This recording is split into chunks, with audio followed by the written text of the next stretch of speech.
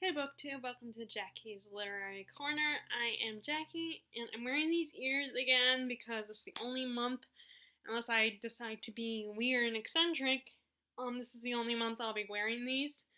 So I figured, you know what, I'll just make a bunch of videos and wear them in October. But I gotta come up with ideas because I'm the type of person who's like, oh, that's a stupid idea.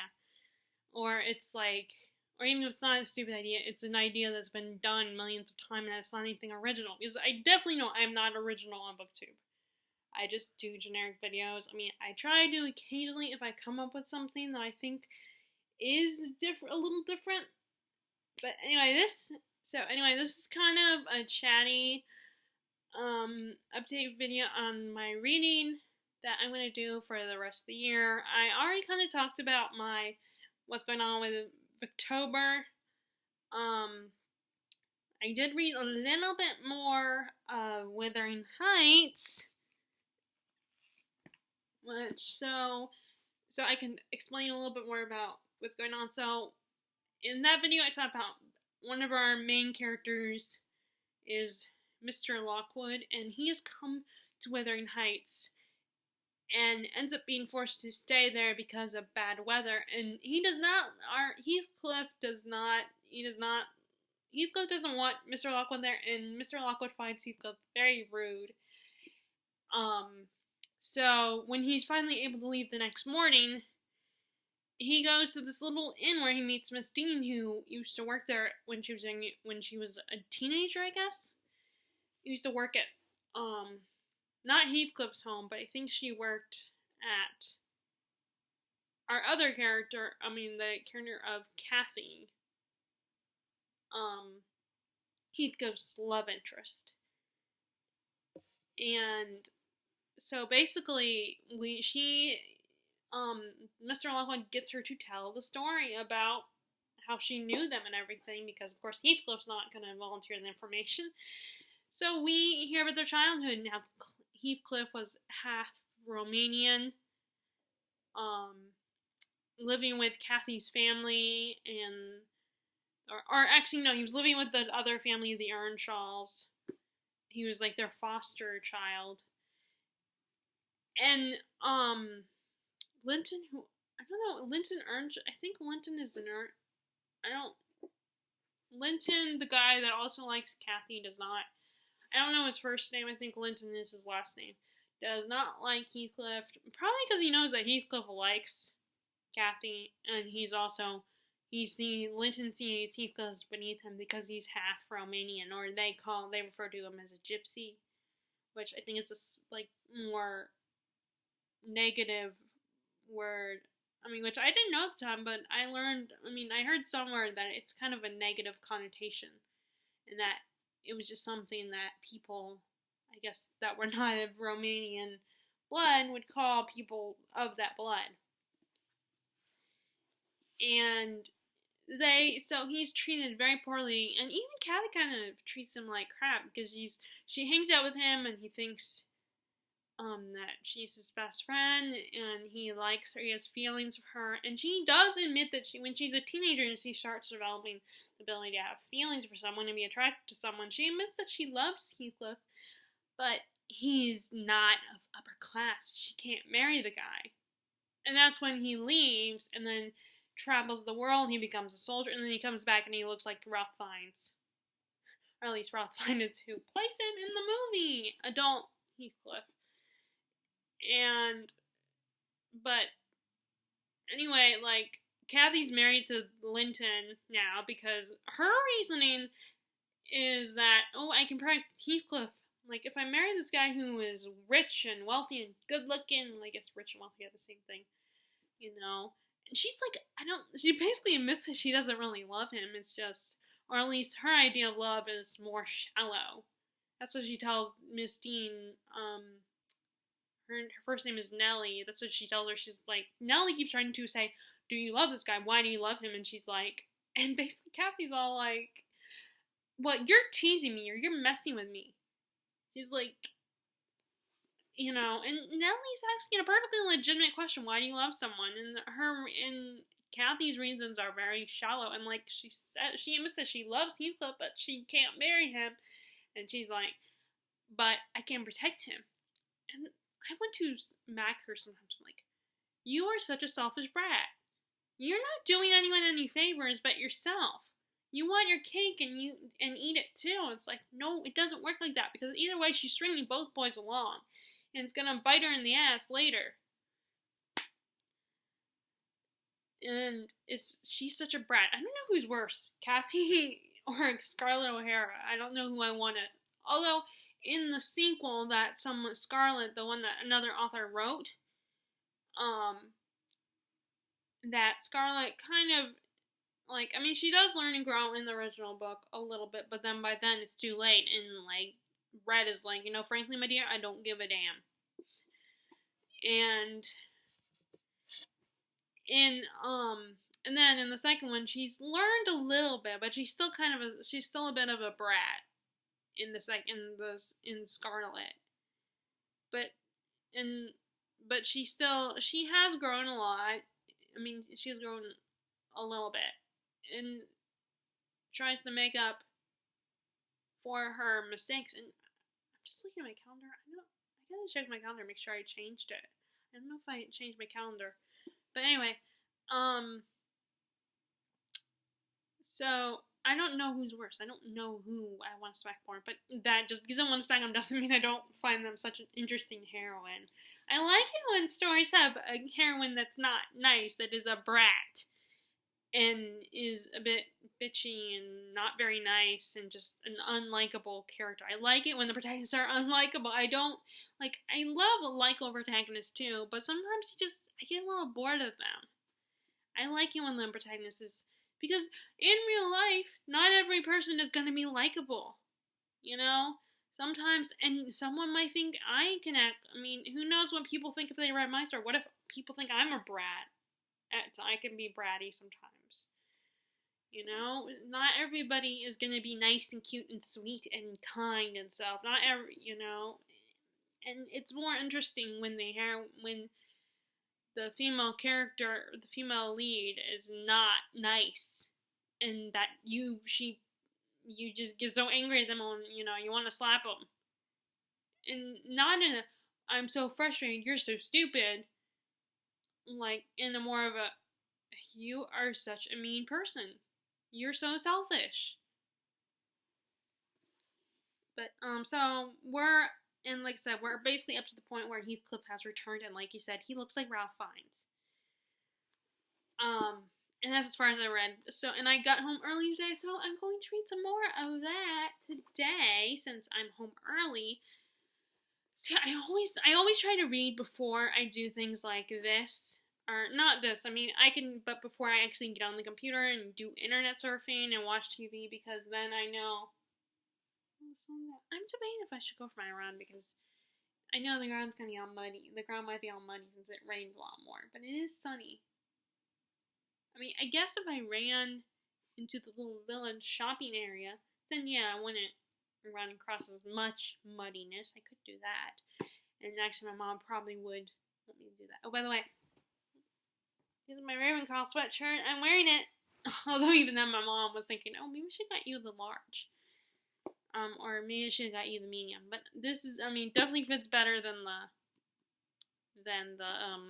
original one I got, which was kid size.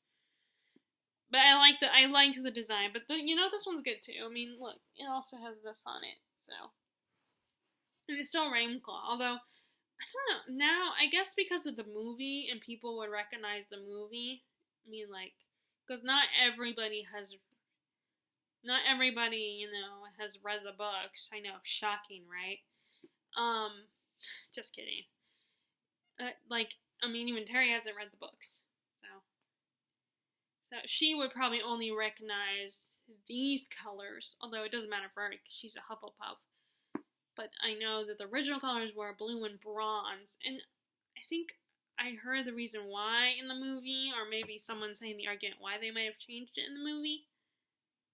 Or maybe like a behind-the-scenes featurette on the DVDs to explain why they changed it.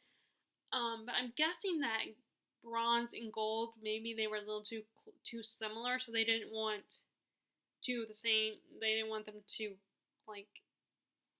They didn't, since they were too much the same. They didn't want to, so they wanted to mix it up a little bit. So just replace the bronze with gray, I guess, and it still works. I mean, and people still recognize it. It's just I didn't think about it until one day I know someone explained why they did that, or I heard about it somewhere that they did change the colors a little bit for Ravenclaw. It's funny, in line, we were staying in line for the castle ride, and I heard the couple talking behind us, and the guy made the joke about how the Ravenclaw and Hufflepuff don't matter. It's only Slytherin and Gryffindor, which is, I can't remember why he was talking about that. What brought it up? I mean, yes, I know we were in the park and everything, but still, I mean, what led to that, him pointing that out again, that Ravenclaw and Hufflepuff don't matter? It's just like, the points don't matter in Whose Line Is It Anyway game show. I gotta see that, the new version of that show. I'll have to watch, or at least watch some clips, because I probably would like it. I just haven't got around to I never got around to actually watching that version. But anyway, okay, so I'm currently, and finally at midnight, so technically it was today, it was the 15th when I started it, I think, or no, the 16th when I started, I read the first act of A Woman of No Importance. And we have, our main character, Hester, is an American. I think she's our main character. She has come to England to stay, and she is hanging out with this woman, Lady Caroline, and all her friends have come over. And they're talking about and comparing America and England, and how England is far superior, and that it's comparing their English ways, and just basically saying, like, I mean, I was kind of falling asleep at the time, so maybe I should reread Act 1.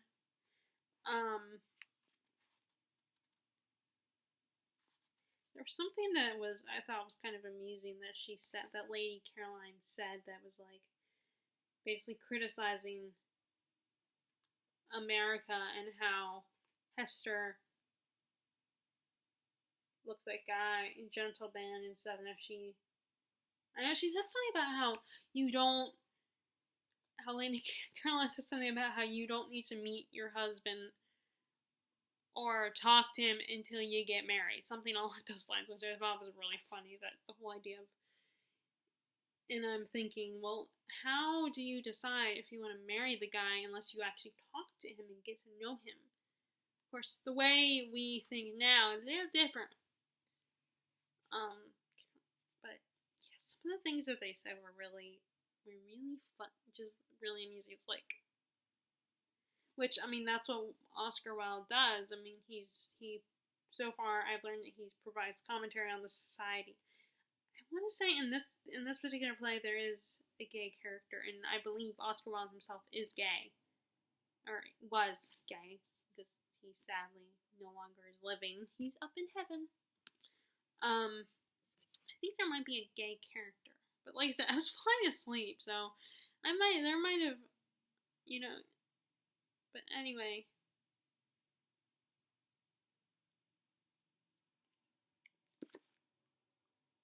So I'll have to continue, I'm gonna continue that one today as well. And I mean, they read fast because it's a play, so you're just reading dialogue, and then there's a little bit of action, the scene is described, and everything, but, and yeah, the acts are long and everything still, but you're just reading sentences of things that they say, which isn't as long as reading, like, a paragraph. I did also start reading Rebecca by Daphne du Maurier, and I'm on chapter 4, I believe. I'm in the middle of chapter 4. I have to look up that book. My sister's mother-in-law, she knows that I love reading, and she had some information on a book, and sometimes they come with new independent books, come with bookmarks that are advertising the book. So I went to look up that book. I'm just worried it's going to be something that is gonna be like, I feel like people that don't know me that well, that don't know my taste that well, they will assume things because I happen to like fantasy. Because, I mean, I've grown out of the whole paranormal thing. I mean, I'll still watch it on TV, but I don't like reading as much, so I keep thinking, what if this is paranormal? And I'll feel a little bad. But anyway, I was just thought about that because I have a bookmark. I have the book. I'm using that bookmark. So we've met our protagonist, our unnamed protagonist, and she is accompanied by her. She refers to her as an employer. She's trying to train her to be a companion, not in a, sexual way, but in a, I guess, someone's friend and partner. Someone that accompanies them places and stuff. And they're at a hotel. Although for some reason I thought I heard they were at one point they're on a ship. Maybe I guess that's when they go. But I got the impression that our main character meets Mr. De Winter on the ship. For some reason I got that impression. But no, she meets him at a hotel, and I guess since they're currently in America, Monte Carlo, so they have to sail back to England. But Miss Van Hopper,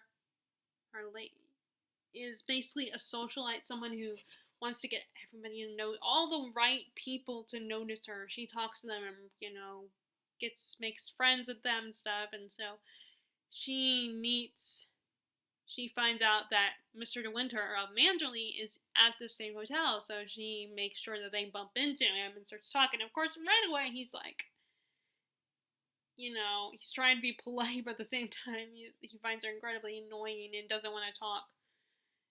And our poor main character, she's just sitting there feeling so, embarrassed and feeling so bad. But of course, Miss Van Hopper's like, sit down, shut up, let me do the talking. You don't need to talk to him, essentially. But there is one point where she does kind of, because they end up having some common ground, I think. And of course, Miss Van Hopper, when they separate and go their separate ways, she's like telling our main character, she's like, you monopolized his time. You shouldn't have done that. That was very rude. Like, you took away his time from me. And kind of response is like, really? I mean, to me, that doesn't make any sense. Are you trying to find a husband? I guess that's who she's... I think it's our main character who should be looking for a guy. And our main character... No, I don't know if this is even Victorian, if this counts as Victorian literature.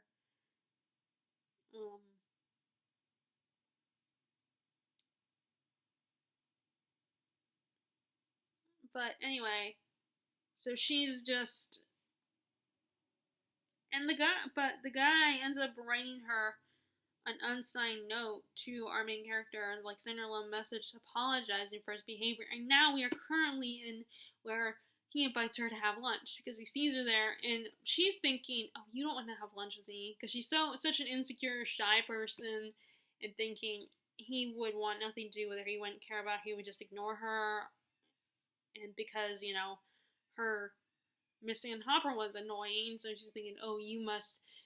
Guilty by association kind of thing, but it isn't out of obligation. He genuinely he tells her that he wants to have lunch with her. Again, I'm reading this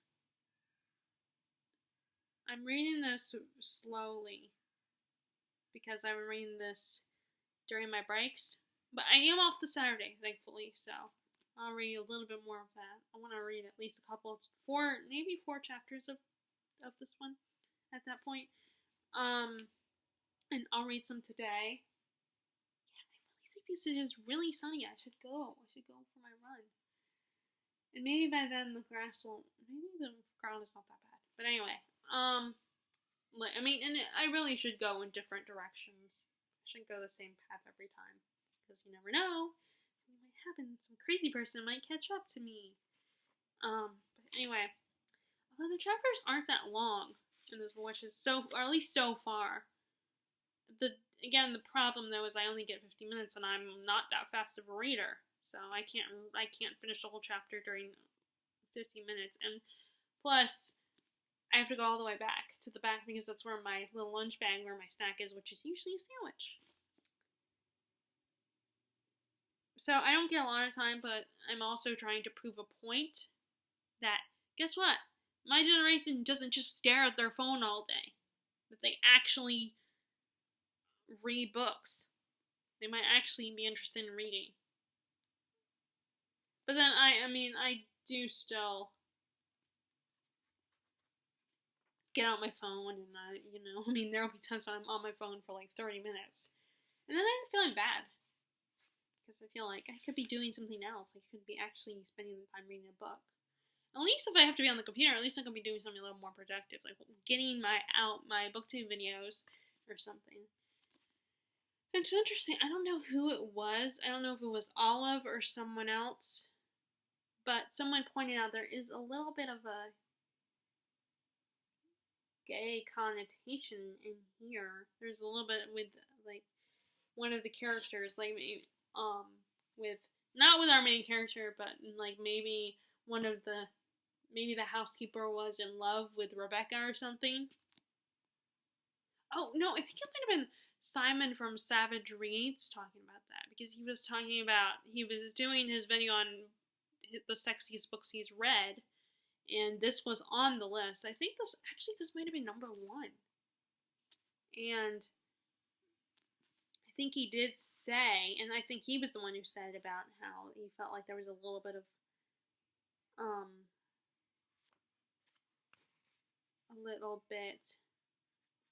of like maybe romance between two women.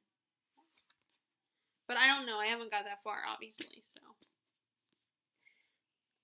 Okay, now I still have my library books to read. I gotta read this one. It's not Victorian literature, but I have to read this one at some point this month so I can finally give it back to the library.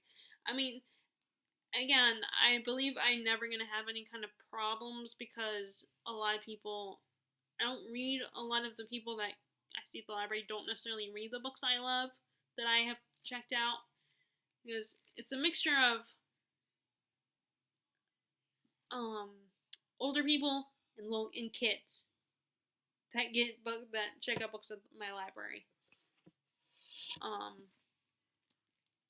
But this was actually a staff pick. So, and again, this is something that I heard. I remember the person I kind of associate this book with is Haley from Haley in Bookland, or talking about how much she loved this book.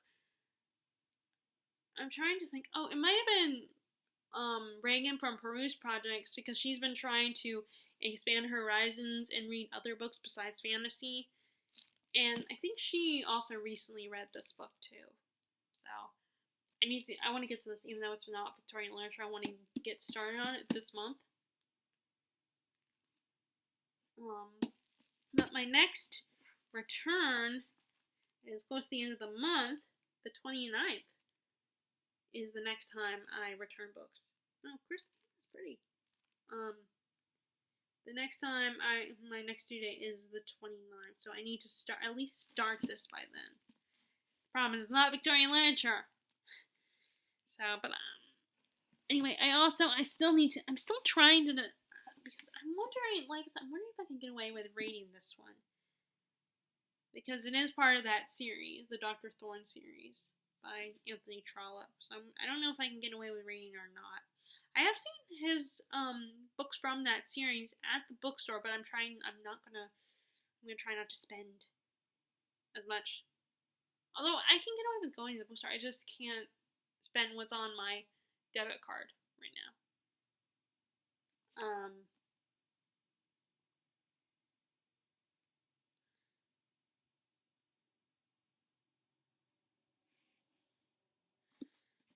But the other 2 books I got from the library the other day, I figured they're short story collections, actually. Edith Wharton. I have read Ethan Frome, and I did not like it. And that was back in college when I took a college literature course. Not the most recent, but American literature course before we moved here. it feels like we always read. There are some books that other people have read that I'm like, I never got to read that, and I kind of wanted to read it. It was like, Arthur Golding's. Oh wait, no, Arthur Golding's the memoir of a geisha author. No, the I want to say it's a similar name, but the guy who wrote Lord of the Flies. That would have been an interesting read. And because there were only a few books that we read in school that I actually really enjoyed. And there was one that I changed my mind about and not reading that again, and that was Catcher in the Rye. I liked it at the time, but now I don't like it as much. But anyway, so I got this one, which has Madame de Tremes. I don't know if I'm saying that right. Ethan Frome, Summer, Old New York, The Mother's Recompense, in A Backward Glance. So I got this. Although it's not technically Victorian literature, it's American literature. But it's kind of the same time period, like that same year, just in America. So I figured, you know what? Who cares? I'm gonna do it. I think she's American. But I'm gonna cheat here.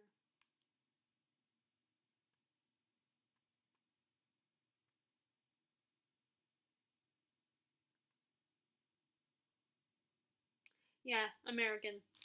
So she's American, which actually makes sense because I knew that was gonna happen. I knew she was gonna respond right when I was making videos. But anyway, so yeah, American author. Although at least the sound is a little bit better. I mean, it will still get annoying if you keep hearing that on repeat, but I did change the sound just to mix it up, the overt sound. And I also changed my ringtone too on my phone. So anyway, yeah, I got this. This is her novels and short stories. And then I also decided to get another Dickens collection of short stories as well. Which I like these. I like this edition because it looks like an old book. I mean, it probably is an old book. Oh, and oh wait, well, only on that side. The rest, the other pages are yellow. So, it's pretty old. So, this is a collection of short stories. Let me see. I wish I had my chai tea, but my mom's worried about me spilling stuff. Okay, so on this one, we have The Boarding House, Horatio Sparkins, The Bloomsbury Christians, Mr. Minns and his cousin, Nobody's Story, Going into Society, Somebody's Luggage, Mr. Lirriper's Lodgings, Miss Lirriper's Lodgings, Miss Lirriper's Legacy, Dr. Marigold, Mugby Junction, Birth Mystique of a Son, The Lamplighter, To Be Read at Dusk, Hunted Down, George Silverman's Explanation.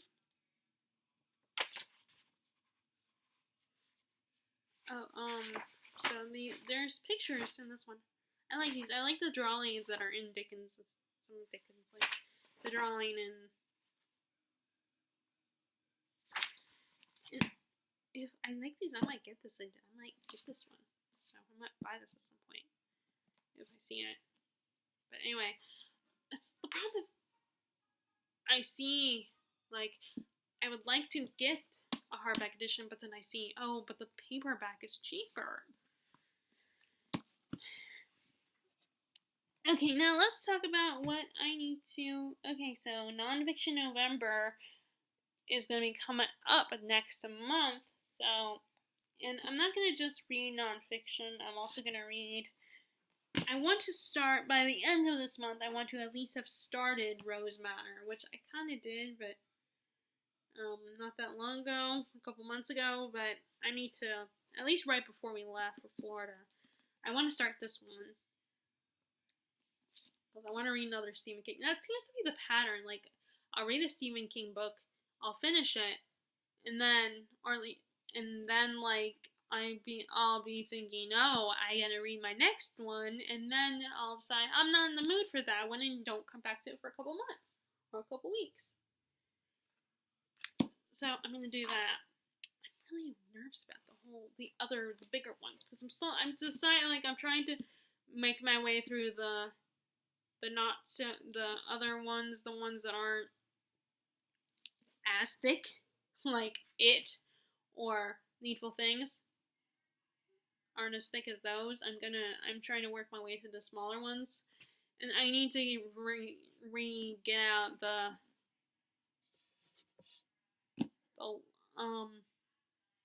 Bizarre Bad Dreams. I feel weird though rechecking on a book that I just decided to return and then checking out again. Because then I feel like I have to explain, well, I didn't actually read this one. I decided to return it, and then I would come back to it later. So I feel like I need to buy it. Just like I feel like I need to buy that other one. Because that's what happened with Revival. I ended up buying a copy, but then I ended up getting rid of it because it's not my favorite Stephen King. I liked it, and it was a good story. It was a good, entertaining story, but it's not my favorite. And I ended up donating it to Gibbons. Not the library, but the actual bookstore. Because the library doesn't take donated books. So I'm going to read this one. So I want to start this one soon. And although it is nice though that at the bookstore I can get hardback books. Some people will bring in hardback books. It's still a little more expensive than paperback, but it's not like $20 to buy a hardback. It's like $4 or $5 to get a hardback there. I just had a tickle. So I'm gonna read this one as well. So I'm gonna start that one. I just want to get as much Victorian literature read so that if I start reading something that's not Victorian literature, I won't like all of a sudden stop reading Victorian literature this month.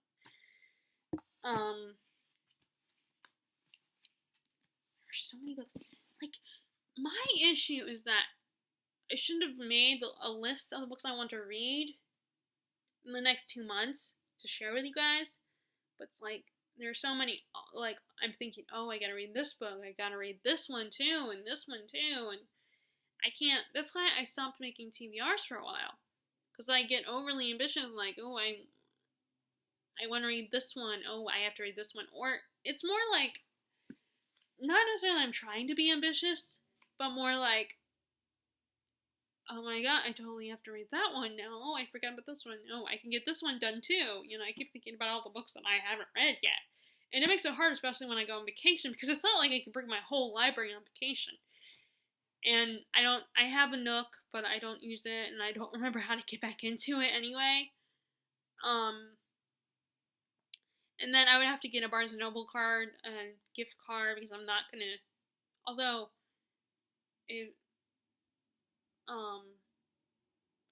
I might at some point soon be able to do it without a gift card, but I think ideally my mom would prefer I use a gift card.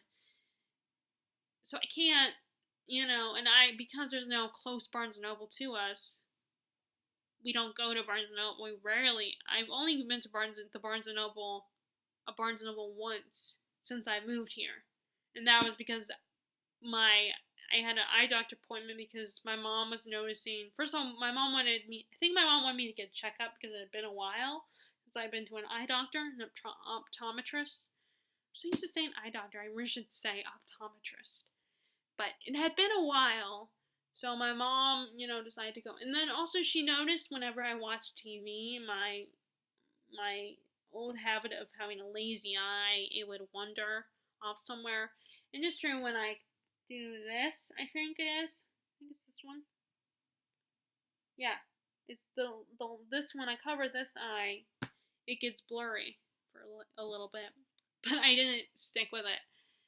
Even though I ended up getting glasses, I didn't stick with them because I could still watch TV, And most of the time when I watch TV, I'm by myself, so no one ever notices unless like we're watching something together. And even then, my parents will be so into whatever we're watching together that they might, they wouldn't notice.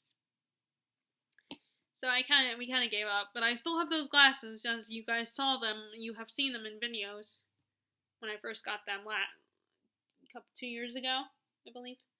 And I didn't get rid of them, so I still have them. I could use them, but I mean, they're, I mean, I should at least try to use them when I watch TV, but it's not like I notice any difference. Unless I did this. But anyway, so I'm gonna start reading that. Okay, so I am gonna try to, just like I made sure to participate in October this year, I'm gonna participate in a nonfiction November again, which I had planned to do last year, and I attempted it, but then I didn't seriously get any progress in it. I mean, I've read a tiny bit of this book that I have here, but I'm gonna read this one. I'm gonna get back into reading this one, which is the Neil Gabler. That's his name. I'm thinking R, but nope, it's not R. A Walt Disney bio. I'm gonna read a little bit more of this. And what I should do was set a goal. Like read 100 pages of this biography. I don't remember. I think we've gotten to where Walt is an adult, I think, or at least a young, early 20s or teens. I think we're at to when he's an adult. At this point.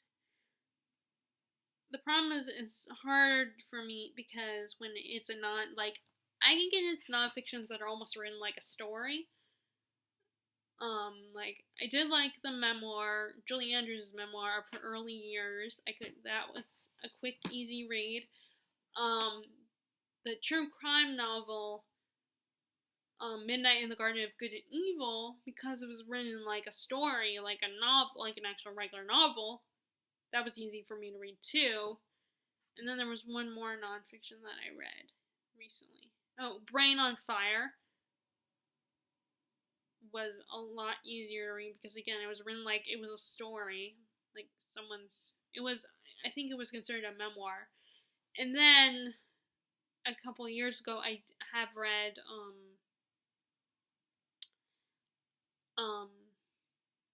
the book on, I can't remember what it's called, but the book on the boy with autism, but it was written like a kid's book. So it was easy to read. It wasn't that as hard.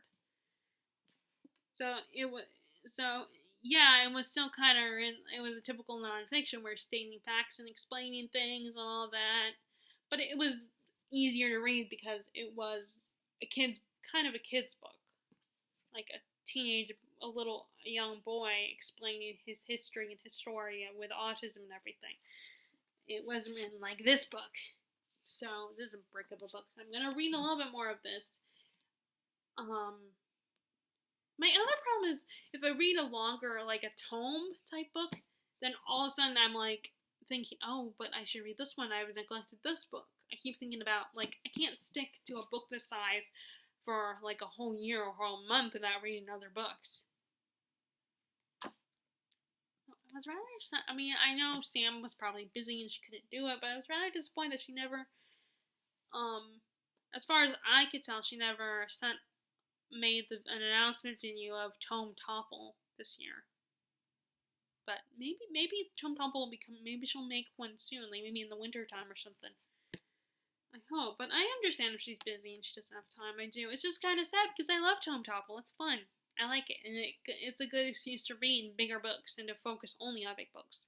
Because I need motivation. I need something, as much as I love reading, there's certain types of books I need motivation, like nonfiction, to read, or even bigger books to progress in. Because even then, even though for a little while, I'm into this book and everything, like The Way of Kings, for instance, but then all of a sudden I'm thinking, I gotta read this one too, I've neglected this one, or, I want to read this book by Brandon Sanderson, it's a lot shorter, but then, I gotta finish this, I gotta finish Way of Kings, though.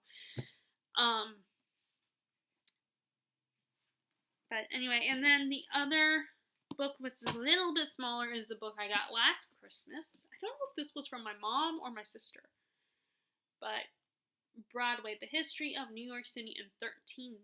I want to start reading this too. Because I love Broadway and the fact that it's the history of Broadway, the verb. Again, I never remember which between adjective and verb. Well, although I guess it is still considered a noun. Because it's the street itself. I mean, that's what I mean. I'm talking about the street. So, I gotta read this one as well. I want to start this one. And it's not as big, not as long, so maybe I can get into it more. And then I'm thinking I might start it early, because one of my goals for 2020 is to read a nonfiction book every month or every 2 months, depending like the size of the book. So I might start that in November or December, because I remember my sister. Oh, I think this is the one that she got me last year. It might have been the year before. But essentially, she got me. She actually picked this one out of the books on my Amazon wish list, because it was it looked Christmassy to her, like it's with the red and the white. And this particular one is about the Sherman, not the Sherman Brothers. Those guys who write the Disney music. The Rodgers and Hammerstein's guy who did Sound of Music, Cinderella, not the Disney version, but the Broadway show version. Pipe Dream is one of theirs. Did they write? What is it called? I want to say. Let me see if it says which one's that. Oklahoma, South Pacific, The King and I, Carousel. I did have the music for Carousel, but I felt bad because I ended up getting rid of it because I wasn't getting into that music. But yeah, I might save this for November, December. Like maybe read it in November so I can show my sister that I'm actually reading it, because like I feel like I gotta show the people that give me these gifts that be like, guess what? I'm actually reading the book you got me. But it is hard with nonfiction because again, it's just reading facts and stuff. But I do still feel like if you really are passionate about the subject and really interested, then yeah, you can get into it. So those are some of the nonfictions I want to read towards the end of the year. So those might be all November reads, but at the same time, it's like, I gotta read a fiction book too. So, list of some of the books that I want to read. Oh, by the way, I meant to show you guys this. So, if you watched my Harry Potter Back from Florida video, I told you I got a chocolate frog, so this is the card that came with it.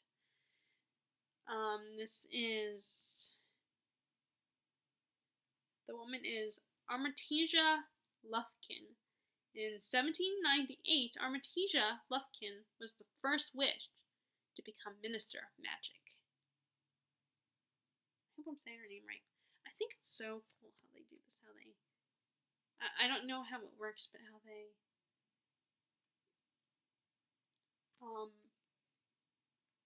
and then this is the Gringotts. This is what the money came in, the Gringotts banknotes. And like I said in that video, I used it all up. But this is what it came in. This little envelope. And Terry spent all hers too, so I couldn't steal hers either. So I decided to save this. If I spent all the money, I could at least save this. I mean, I wish I had gotten, but they were all out of banknotes. I mean not banknotes, out of coins. So it's like, dang it, really? Why? Dang it, you spent it all? But I'm gonna list all the books that I have here. Wuthering Heights I'm working on, but that's not mine. That's a library book. So that's, but Blood of Elves I have here.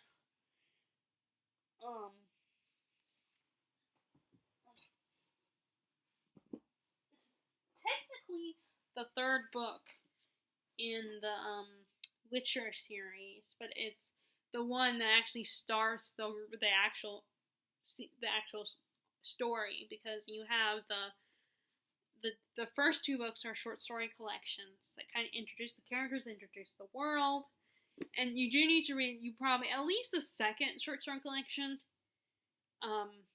you need to read first because it introduces a main character that's important in the rest of the series. Not Geralt, but this little girl Ciri was introduced at the end of the second. The Sword of Destiny, actually, because the first one is called The Last Wish. And this is actually one that I did recommend to Larissa, because she's still someone I can mold and get her to like my kind of books. But anyway, I told her about it, because it kind of reminded me of, the Last Apprentice series. I cannot remember the author's name. But they made a movie, The movie was called The Seventh Son. And starring Ben Barnes. And I can't remember who the older actor's name. But also, the one who plays Jon Snow had a small part in the beginning, but then his character doesn't last long. Let's put it that way. But Ben Barnes is playing the main kid, and guess what? Ben Barnes is going to be the Darkling in the Grisha series. The TV show that's going to be on, I think, Netflix. Which is so cool, and I can watch it because it's on Netflix. But that is awesome that he's going to be in that. I can't wait. I love when they make, the reason why I like when they do adaptations is because I can actually see it live action. I know, you should use your imagination and all that. Trust me, I appreciate the value of that. But it is nice that we have the capability of turning these books into movies. Not the series. The series is going to be a TV show. But we can adapt it for the screen, whether it's the movies or a TV show, and we have actors and we can actually see it and stuff like that, because my imagination is not that good. I can't, I like the idea of having something physically tangible that I can touch, I can see. It's not just in my head, it's not in my mind, it's actually there. And yes, it's someone else's imagination, but still, I have it there, and you can make videos, and you have someone to picture, you have a face to a name, not just what you come up with on your own. Because I'm not very good at that. They end up not looking that great in my head. They look cartoonish sometimes. But anyway, this also is going to be a TV show on either Hulu or Netflix or something. And the good is I think my mom did say we have Hulu as well. We have access to Hulu, so I'll have to ask her that. I have to remember to ask her that. But I want to read this one so that I will be, if I do have access to the series, hopefully I do, that I can watch it. But first I need to get this one and Time of Contempt read, which I think that's the one that both Elliot Brooks and Daniel Green said that they didn't like as much, so I'm kind of apprehensive about that. But I'm not going to be as into it. By the way, at the chai tea I had, I really hope that wasn't a mistake to drink that, because I'm really worried because this guy I watch on YouTube now, Frank Thomas, I've seen his videos where he gives advice on how to break bad habits and how to live your best life and how to study and comprehend things better and all that. And he did a video, one of his pieces of advice was, don't drink caffeinated beverage in the PM hours, because then you might regret it. It's not healthy, and then by the time it's time for bed, you might not be able to go to sleep. Because I'm awake and alert and hyper now. Because it's cold, or at least it was cooler, and it was rainy, so it was like, perfect day for eating hot soup and drinking chai tea. I don't know if I'll finish it, because now it's probably cold. So, and then, let's see, there's, I'm not gonna share all the books I'm thinking about reading. I'm not gonna like physically show them, but like Rosemary, I already talked about. Washington Black, I did start reading that. I brought that with me when we went to see my sister. Like the last weekend of September. Middle March, I want to continue that one. That's a Victorian one, so I need to get back to that. Bleak House, of course, I need to continue that one as well, but I'm not going to finish that by the end of the month, definitely. And probably not Middle March either. But The Magicians is another one that I want to read, and that reminds me, I also want to continue reading Jonathan Strange and Mr. Norrell. If I can read Dickens and still, then I can read Jonathan Strange and Mr. Norrell. Let's see. I already read The Way We Live Now is another one. That's my first Anthony Trollope book, but it's not part of the series, the Thorn series. And then Rebecca, I already talked about. Enchante is a YA book set in France that I meant to read more recently, but I didn't get around to it. And that's how how it is. You say you're going to read a book, but then there's so many other books, or you might change your mind with your TBR. And I think, like I said, it's a YA fantasy. But I can't tell you, I couldn't explain what's bad off the top of my head, so.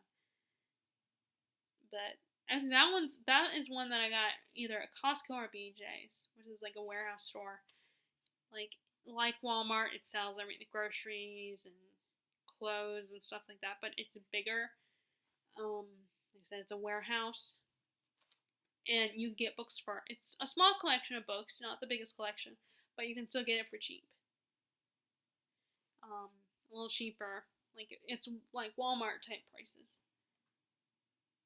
I mean, and it is a bigger collection than Walmart, I think. East of Eden I want to continue, because I felt like I needed to restart that one from the beginning, so I need to keep going with it, and I don't want to make the same mistake last time, and I don't want to have to restart it again for the third time, so actually the fourth time. Think about it, because last year when the hurricane hit and we lost power, my dad, he did the whole reading out loud for me. He read that one, which I thought was really nice and really cool too. But that one is like a retelling of some of the Bible stories, like Adam and Eve and the two Cain and Abel story. It's a retelling of that, but in a modern setting with these two families, the Hamiltons, and I can't remember what the other family's name is, set in California in the Sonales Valley, to be more specific. And actually there's a character named Kathy in that book too, that's a bitch. So, and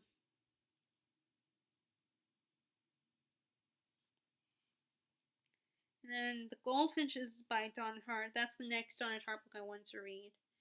But she also, I wonder if she's going to write another book. Of course, the length of her books, if it takes her a long time, I wouldn't be surprised if she was thinking about writing another book. It just was taking her a while to write it, but she, The Goldfinch, I gotta read that one, and then that reminds me, also, Erin Morgenstern's book, The Starless Sea, is coming out. I want to get that one, and then, and as far as Brandon Sanderson, I don't want to, not just The Way of Kings, but I also want to read Elantris and Warbreaker, and I don't know if I want to read Black Powder War by Naomi Novak. I want to wait on that one because I want to get the fourth book. I'm hoping to get the fourth book for Christmas. Fourth and fifth, ideally. And then I gotta get back into the Wheel of Time series, because every time Daniel Green talks about how much he loves the series, or I see that he's posted a video about the series and that one also is getting a TV show, I'm like, oh, I forgot I gotta read that one too. But, like I said, this month I wanted to focus on Victorian literature.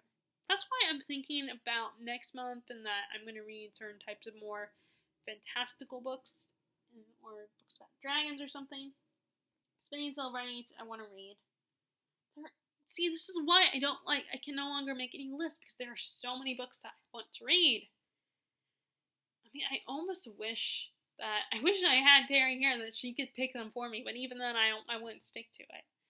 I'm almost tempted to for ask my mom, but then at the same time, I don't, it won't. She wouldn't. I don't know if she would do it or not. But, and besides the fact, it's the problem is letting someone else do it for me. It's I'm thinking, I want to read that one instead. I don't want to read that book. I actually want to read this one. I just can't stick to it. That's why I stopped making TBRs, but I want to get back into it. And then I want to read Kate Moyni's book. Now I finally bought it. The Clockmaker's Daughter. Oh, and then Tipping the Velvet. I started that one too. See, there are so many books. And that's not even the books. That's the books on my shelf. That's not even the books down here. Because I took some of them off. Great Expectations, I took off. The Night Circus, I already had over here. I already removed it because I debated about keeping it or not. I definitely want to reread it again. I wish I could, but I don't know what would interest my cousin, what would interest Mackenzie, because I'm tempted to pass on some of my books to her, too.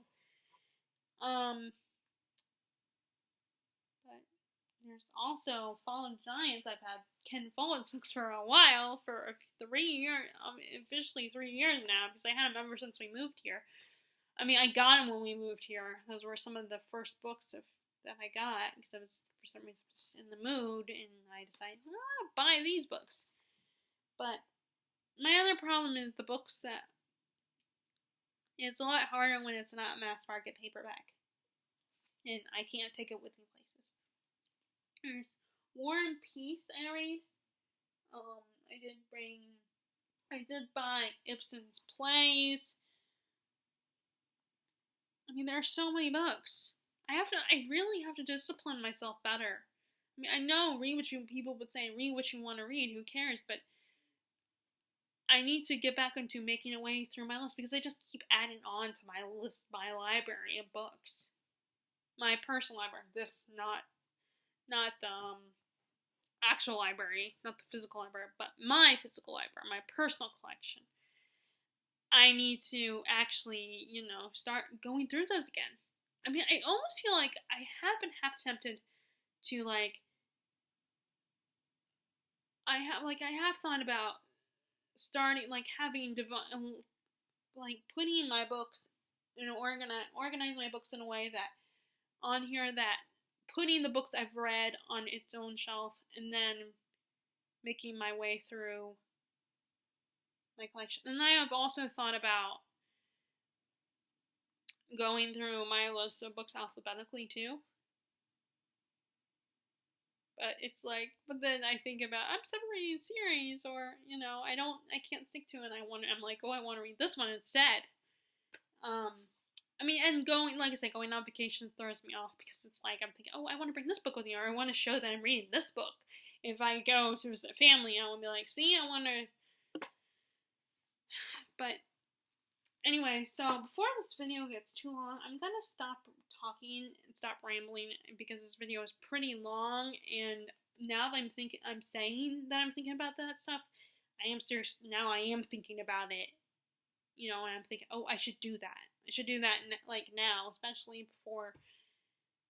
And then my tummy's also growling, so I might get a little quick snack or something, maybe a persimmon, which is really good fruit, by the way. It's very juicy. It looks like a peach or a nectarine, but it's sweeter than that. It's really good.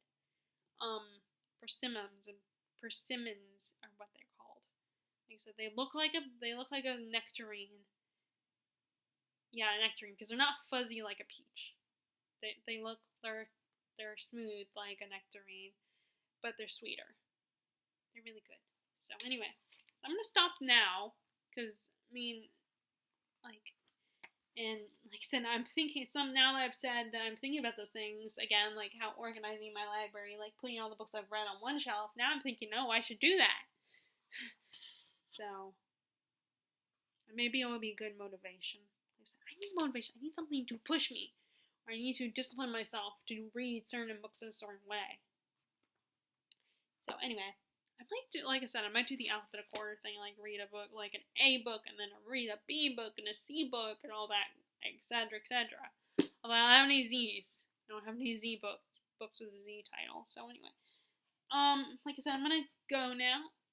If you guys like this video and weren't terribly bored and were interested in what I had to say, then please give it a thumbs up. And if you haven't already, please subscribe and spread the word too.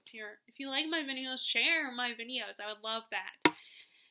And I would love to know what you're currently reading. And I hope you are enjoying whatever you're reading. And I will talk to you guys all later. Bye.